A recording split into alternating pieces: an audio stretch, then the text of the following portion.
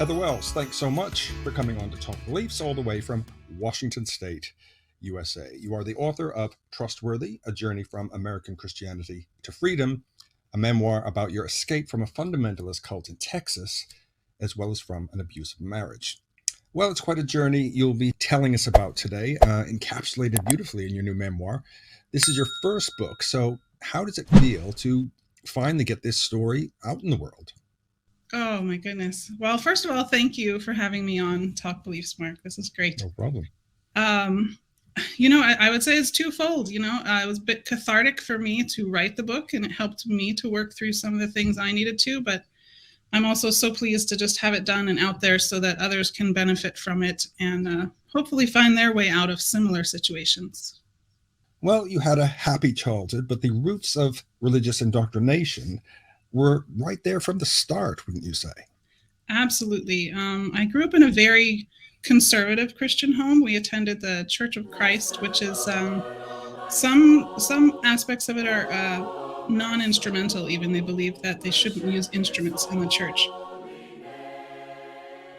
As a child, I was always told to wear dresses. We were not allowed to wear pants as females. But eventually my parents progressed a little bit, and they did use instruments, and we were able to wear skirts. But it was very much a traditional Christian family household ideals were pressured onto me, I would say, in the sense that women aren't really encouraged to work. They are keepers of the home, and they should submit to their husbands. And from my perspective as a child, that worked very well for my parents. They were very happy. I didn't see a lot of fighting between my parents. My siblings and we all got along very well. But looking back, I also realized that I was in a private school, and even in kindergarten, they showed us these little cartoons that would kind of encourage that line of thinking. For instance, there was a young girl looking in a mirror and looking at what she was wearing, and she would critique herself if, her skirt was too short or her sleeves were too short. And she would say she must be modest. And it wasn't until she had a full long skirt and long sleeves that she said, now I look right. Or there was another cartoon where there was a girl watching her parents have a discussion. And at the end of it, her mother came over and told her, the father is the head of the household, and we are always happiest when we obey. So little messages like that were there from kindergarten. But as well, my entire social circle reinforced those ideas. All of my friends' mothers believed the same thing and performed the same way and seemed very happy. So I didn't really have much reason as a child to push back on these ideas when everyone around me was reinforcing it, and it was just a happy lifestyle at the time. But I didn't realize what it was setting me up for. Well, you got married at the age of 18 and joined a new church. Joining this church was almost a form of rebellion for you, since it was very different from the one you'd grown up in. But as it turned out, it was a church with even more restrictions. Isn't that right? Yes. I mean, as teenagers, I guess we're all, a little bit rebellious and looking for new ideas and trying to do things differently than our parents. And, as I said, my childhood was very happy. So for me, that was just, I was going to try this church with this really cool music. And why is everyone so excited? And why are they dancing around? We had instruments, but we didn't dance in our church. It was very, you open your hymnals and you stay in your pew. So as a teenager, that was enticing to me. I didn't understand it, but I did follow that as my form of rebellion. Yes, and I met some other, I guess, more progressive Christians through that path. And also as a teenager, your hormones are raging, and you're wanting to get out there sexually as well. And so yes, I got married at the age of 18, which is exactly the age that my mother got married. So I didn't see any issues with that. My parents encouraged us to go to a Christian counselor, but they really just kind of said, hey, you both love Jesus and you both love music, go for it. There wasn't much wisdom or guidance behind the counseling that we went to. And so I wasn't discouraged from getting married in any way, since we were both Christians. But then my then husband had originally wanted to be an audio recording engineer, but he ended up getting a job with a very cult-like church. And when this decision was made, I, as the wife, was not consulted or even informed until much later when I had a job interview for what I wanted to do. And the pastor physically stopped me from going on that interview. And that's when I learned that the men had made a commitment to God outside of talking to me. And this commitment was to last indefinitely until the pastor said that God said that it was time to go. So I did find myself trapped as a result of that rebellion, so to speak. But I still felt that I should follow God and follow the example of my parents at that point in time. Well, it was during these years that a series of events occurred that destabilized your loyalty to your church and your faith in general. So take us through this time in your life. I guess one of the first things that happened was that, the interview, when they stopped me for my dream interview. But shortly after that, I had my first child, and he was born on a Thursday. And on Sunday morning, when I was not at church, I received a phone call really chiding me for not being at church 3 days after I had given birth. And as a young mother, I really thought that was strange, and I kind of wondered why he would do that. But I did go to church that evening. I felt very pressured, and one of the other mothers in the church came and talked to me and wondered why I was actually in attendance at church today with my 3-day-old baby. And I told her exactly what had happened, and she seemed, on the one hand, appalled, but on the other hand, afraid to speak up about it. So I started to question, where are the values here? I thought this was about caring about people and loving people, and it doesn't seem to be so. There were a few other events where my health was in jeopardy, such as my husband went to church one day. This was before they had cell phones, and I had been really sick. So I was just laying out on the couch and not doing well, but I was alone with no phone. And by the time he got home that night, my fever had spiked to over 104, and I couldn't get up to get water or anything. But that was just kind of what was expected. You always put church first. Not necessarily God. It didn't seem like they were putting God first. It was really church attendance that mattered, and tithing, and doing the things that the pastor said to do. Yeah. There was a terrible incident in which I was trying to make money on the side. My expertise was with horses, so I was at a horse show showing a stallion so that I could charge a good breeding fee for him. And my then 4-year-old son had fallen through the rafters and about 12 feet, and he landed on his head, and he had a crack in his skull. It was 8 inches, which is pretty large for a 4-year-old. Yeah. So we brought him to the hospital, and he was going to need to be moved to a specialty children's hospital. He was put on morphine. The doctor said he was lucky to be alive. But my then husband's response was, well, I need to get back to church. Church is tomorrow, and I need a vehicle. So his concern was not with the family. His concern was with pleasing the church, pleasing the pastor, and fulfilling his calling. That's really all he was concerned about. And that pattern really continued for quite some time. And I would say it was perpetuated by the pastor. There would be times when we'd be brought up for prophecies, which was also kind of a new thing for me. That didn't happen in the Church of Christ. But when these prophecies happened, hands were laid on him, and he was this amazing tool for God that was going to bring glory and, fill the church, and his music was anointed. But when it was my turn for a prophecy, it was, you will support your husband in his ministry and you will raise his children. And that was pretty much the extent of it. They didn't really have any higher role for women to play in that environment, which really caused me to think a bit. And I know that was somewhat in line with my upbringing, but my heart was starting to really speak for itself, I would say.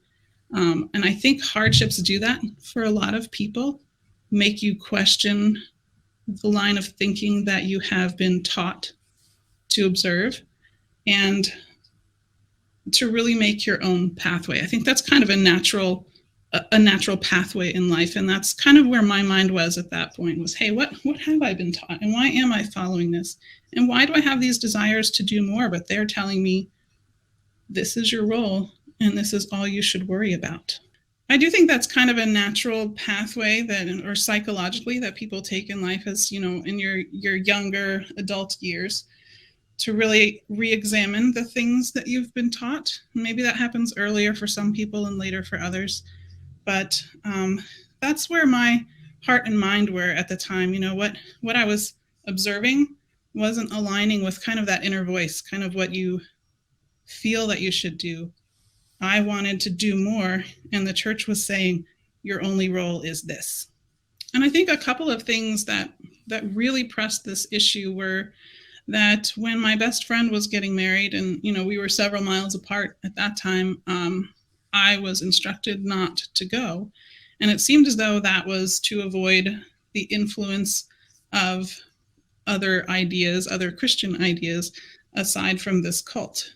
And this cult very much preached that once you're under a particular shepherd, the pastor, that shepherd is kind of your gateway to God, your voice of God. And you're supposed to stay under that shepherd, otherwise bad things will happen to you.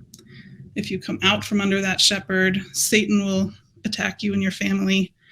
And he didn't want us exposed to more traditional, I guess, or less controlling Christian ideas. He even, when I asked my husband then to go to marriage counseling, he would not allow any other counselor but himself, which my husband also perpetuated. Mm-hmm. So that got me thinking, this is a pretty controlling environment. I don't understand why I can't visit my friends, why I can't go to other counselors. And then they had a pastor's appreciation event. I think it was a 20 or 25-year anniversary. So they wanted to do something really special. And for part of the planning for this event, they decided they were going to sing a song for the pastor. But the song that they chose was a worship song to God, but they changed the words so that they would be revering the pastor.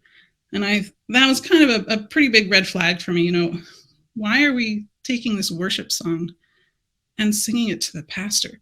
All of the priorities that in my mind and in my heart were completely shaken. I wanted to put my family first, maybe pray to God for help, and have church as a support. But it turned out church seemed to be even above God. Church and the pastor were above God. And family was just kind of a tool. I felt like my husband then, having a wife and children was like his badge of honor. I'm a Christian father. I'm a Christian man because I have a wife and I have children. But once that was accomplished, what did he do with them? They were just kind of part of his background, part of the story of his life, but nothing that was a priority to him. To him, it was his ministry and the church and pleasing this man who's called the pastor. Yeah, I can imagine you probably felt like you were just in tow a lot of the time. Is that right? Very much so. Just very much in tow. We were told that once he had received a paycheck and provided it to the family, that his job was done. That even if I worked outside of the home, which I had to do quite a lot because his salary was extremely low, if I worked outside of the home, it was still my job to do all of the things at home, to take care of the children, that he had no reason to help. Biblically, he had no reason to help with anything around the house. That was my job. So if he was to change a diaper or help around the house, that was to be commended, but I should never ask him for that. And the same themes kind of were echoed in the bedroom. It was my role to make sure that he was pleased, regardless of how I felt. So, women were very much viewed as helpers is a nice word for it. Very subservient, very used. I think I would say very used. They were just very used in that environment. Well, despite the turmoil and doubt going on in your life, you were able to focus your thoughts on education and finally doing something empowering for yourself. You took some college courses and began a master's degree, and this really changed everything, didn't it? It did. I think a large part of it was being exposed to new ideas that I hadn't been exposed to previously.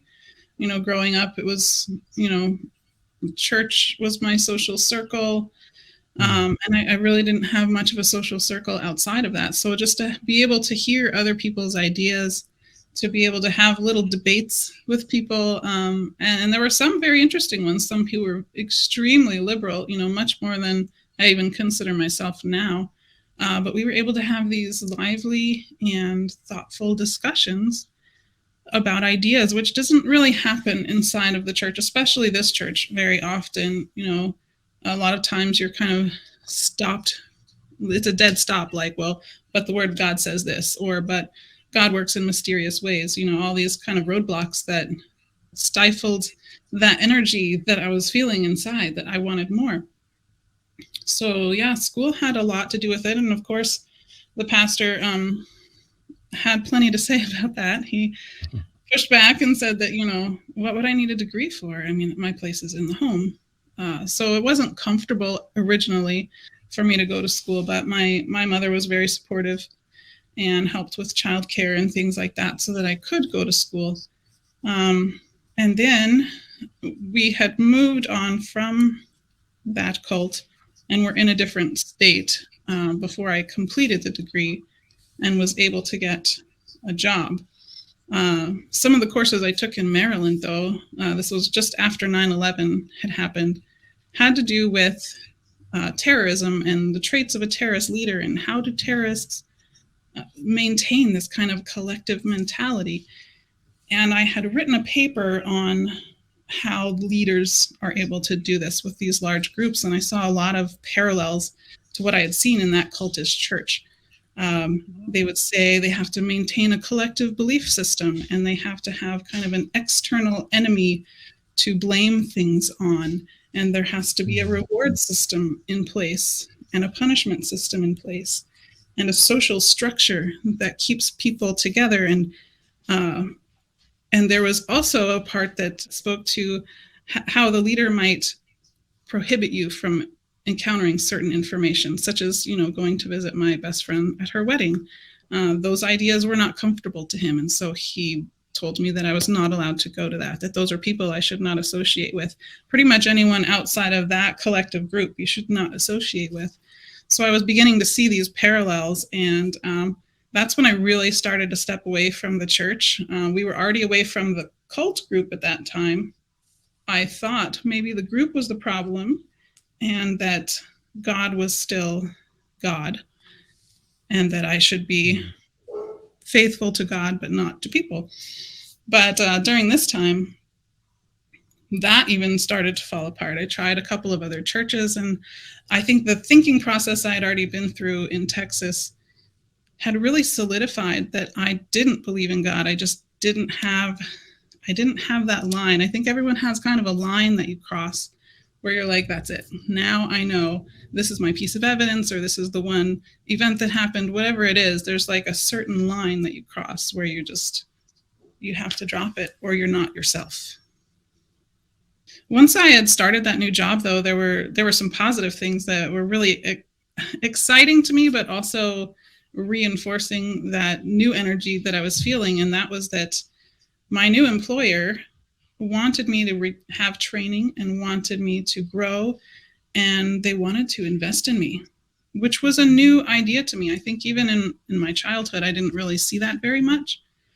But in this, and certainly not in the cult church in Texas, I was not to be invested in. But in my job, they really wanted to invest in me, and that it almost, I don't know if it made me sad. It was just a shock to me to know that someone else wanted to invest in me and wanted me to better myself, and they were going to pay me to do it. And I think that the reaction of others when they saw my surprise made me realize how insulated I had been until that point. And that gave me even more of a motivation to dig into those new ideas and find out what I'd been missing. I think I felt like I'd been missing something. Well, finally, you got out of the fundamentalist world, divorced your husband, and began a much better life for yourself. So take us back to those days of stepping out into freedom. What was it like, and how did it make you feel? Oh, well, I felt confident that I was able to financially support myself, first of all. I was a little bit fearful to inform my parents that I wanted to get a divorce. I had previously left my then husband twice and sought refuge with my family, but both times they had sent me back and said, there's no infidelity. You should be able to work it out. Just go to Christian counseling. So I didn't feel as though I would have their support and I had to do it all on my own. So on the one hand, I felt confident that, I'm going to do this on my own and I'm capable. But on the other, I was a little fearful of losing that family connection. But to my surprise, I guess my parents had seen enough with this church. When I talked to them, they said, well, we were wondering when this was finally going to come to a head, and we'd like to offer to pay for your lawyer. Mm-hmm. So that came as a shock to me, a pleasant one, but a shock, certainly. My career has just blossomed, including the investment in me that I mentioned earlier. I was sent to school under salary to get a master's degree. So I now have a bachelor's and a master's degree. And that was, something my workplace promoted. And since I began my career about 10 years ago, I've pretty much tripled my salary. I found a wonderful new husband who had left the Mormon church. So, of course, that's a 10-year span. So a lot did happen in that 10-year span of time. There was a lot of thinking through. And of course, the divorce court was a whole other story. And I read so many books and I've listened to so many podcasts and YouTube channels like this. I think initially that was kind of my lifeline. You kind of feel alone and isolated when you leave that circle and you don't know where else to go. And I can't imagine how that would have been before the internet, because that's been my lifeline. I wasn't interested in going to counseling early on, but just being able to listen to other people's stories or join little groups online where they talk about these things. It just was empowering to me to know I'm not the only one going through this. I'm not the only one seeing these things, and I'm not the only one who's been under that kind of oppression. So that was absolutely freeing, and it just felt like a weight lifted off of me. I felt like I could breathe again. I started listening to all kinds of music because I'd been limited before to Christian music. So it was like a whole new world had opened up to me in terms of, friends, music, books, who I could hang out with, what I was able to do, what I was able to wear. It was a completely new world to me, and I just loved it and ate up every bit of it. Some people talk about a dark depression after going through something like that. I wouldn't say that I experienced that, but I do have a difficult time going into therapy sessions, which I do need. I'm sure a lot of people out there also have some kind of a PTSD from this type of situation, but just going into a counseling room brings back those memories of, the pastor and his wife and my husband and God were all against me. So that's something, and I've heard that from other people too. So that's something I would say, don't feel alone in. There are a lot of people who have that similar issue, having struggles being able to speak to a professional mental health specialist. So, but yeah, life has just been amazing and incredible since then. So full of hope.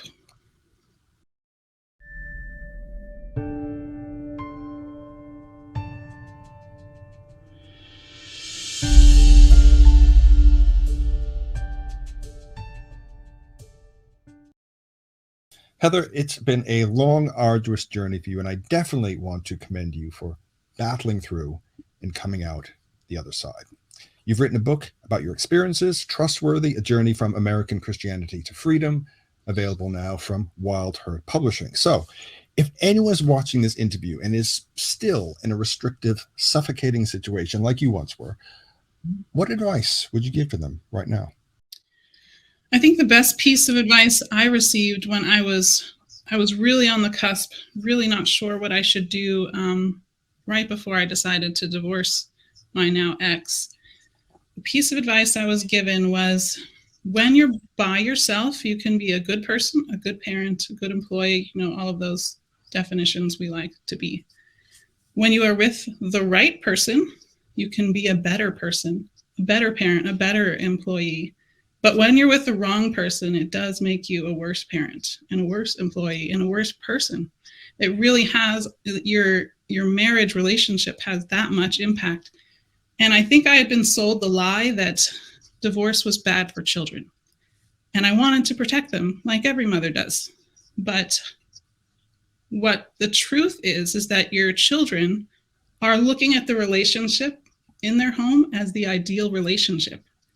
And when I realized that I did not want my children to think that this was the ideal relationship, I knew it was time to just leave, to get the divorce. I wanted my children to see and know a true and loving relationship.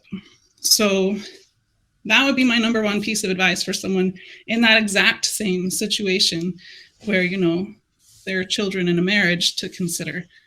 But I have broader information for people who maybe are not in the exact same situation, but still kind of struggling and wrestling with those questions. And the two main things that I think I learned through this are, number one, to find your own power. And that might be different things at different times. For a short period of time, for me, that was money. I needed money to have any power. It might be finding a different social group. It might be, feeling free to express your ideas or look into new ideas. But whatever that power is to you in the moment, don't let anyone take that from you. You have your own power, and you know what your inner voice is telling you.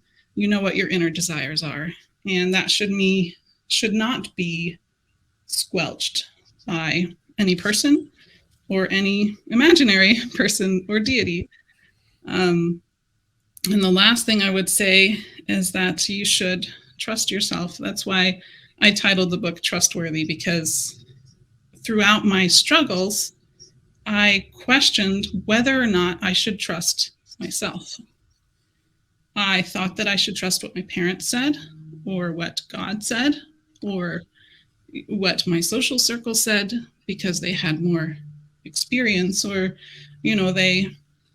they were longer lived and had wisdom that I did not. But there is definitely an importance to following your own heart, finding yourself trustworthy, and trusting what your gut says. So I would say, find your own power and consider yourself trustworthy. I've leave links to your book, website, and social media in the description below. And all that's left to say is thank you very much indeed, Heather, for coming on to Talk Beliefs. Thank you so much. It's just such a great opportunity to have an ability to reach out and share my story. And I'm hoping to provide hope to others. So thank you so much for this opportunity.